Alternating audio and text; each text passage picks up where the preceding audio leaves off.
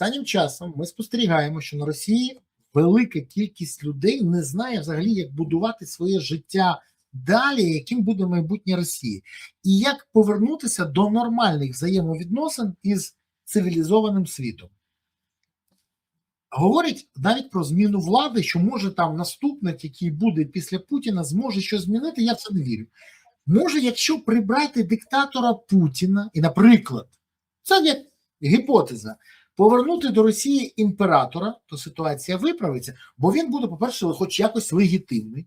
По-друге, ну, як людина, яка там десь має відношення до дворянства, до якихось там геральдики якось, він буде там намагатися розвернути країну в інший бік. Хоча там відверто феодалізм.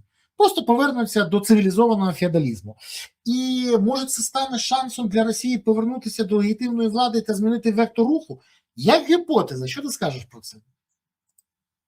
Я от хочу зараз подивитися, чи відмінили? Ні, не відмінили. Бо імператор в світі зараз залишився тільки один. Японія. Це імператор Японії Нарухіто. Інших імператорів офіційно зі статусом імператор в світі нема. Тому, в принципі, починаючи з Куріл, ну, коротше, є варіанти, як організувати імператора.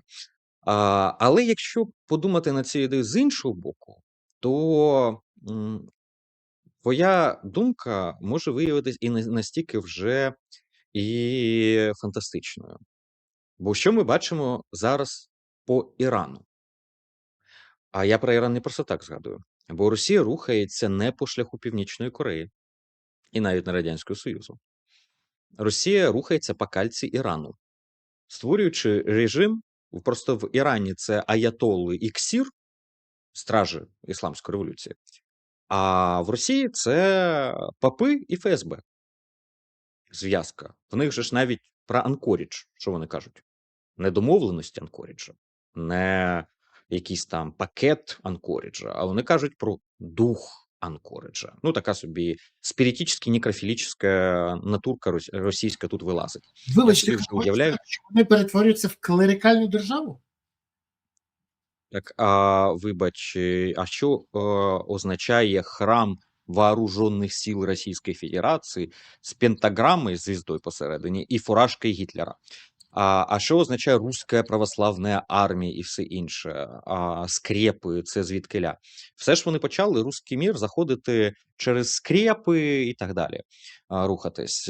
В них тісна зв'язка православного фундаменталізму, причому вони напіхали все, включаючи навіть елементи буддізму, шаманізму і так далі. Тобто це фактично такий собі магічний культ, який вибудований на православній естетиці. Дорого-багато, золото, бриліанти, ізумруди і все інше. І у папа ключового шапка з хрестиком складним, ну, щоб коли він свій брабус залазить, чи Бентлі, щоб хрестик можна було скласти, бо воно не по-православному. Машина не для того збудована, ворожа, західна, там, в німецьку, він в Мерс сідає зазвичай, або в який-небудь Бентлі і так далі. Крест не к месту. І ця зв'язка, вона наближає Росію саме до іранського сценарію. А що в Ірані зараз відбувається? Народ скандує шах Пахліві. Народ готовий. Частина, яка опозиційна, частина, яка визріла, а це, до речі, вже не студентство і просто хіпстери. Останній виток, чому так складно дався зараз Ірану і їх владі, режиму, бо завжди їх опорою були торгаші. Ну, це специфічний середній клас іранський.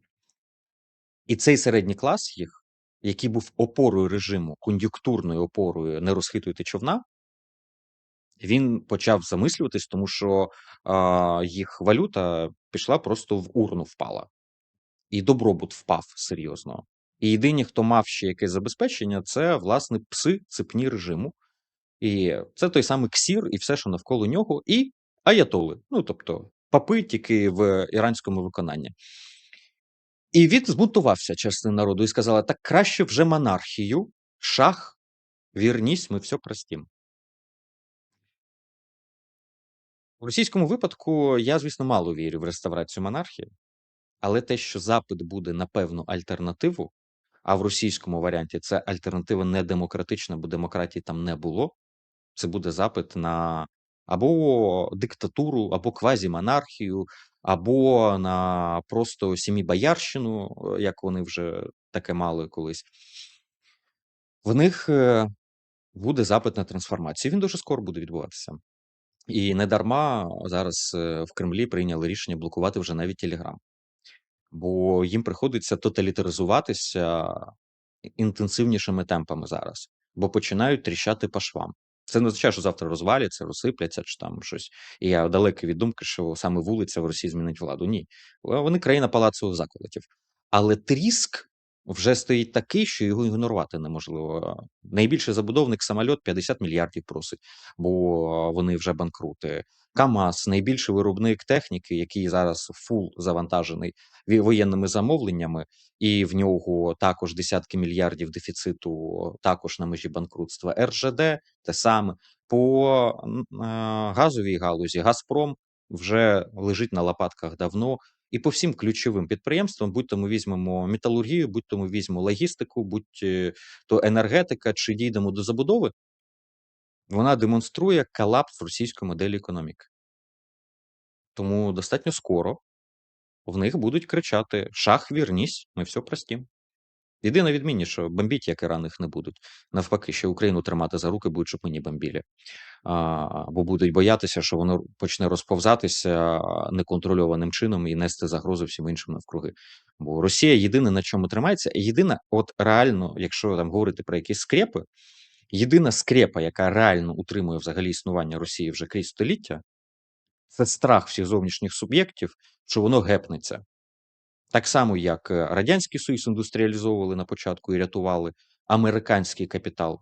Росію нинішню в 90-х ножки Буша рятували, і Чікін Київ промови Буша старшого, Тетчер, яка не хотіла з українським керівництвом навіть зустрічатися. Вже не кажу про всіх інших. Так само, як Чечню не готові були визнати незалежною, саме тому що, не дай Боже, республіки почнуть сипатися всередині себе. Тоді ще і Карабах, і Чечню прийдеться визнавати, а потім всіх інших, і далі, далі, далі. І так може дійти до того, що з'явиться там не десятки республік, а сотні. Світ не був готовий до цього і стримували. І кожного разу Росія єдине, чим тримається, це тим, що вона шантажує світ, тим, що вона розбалиться.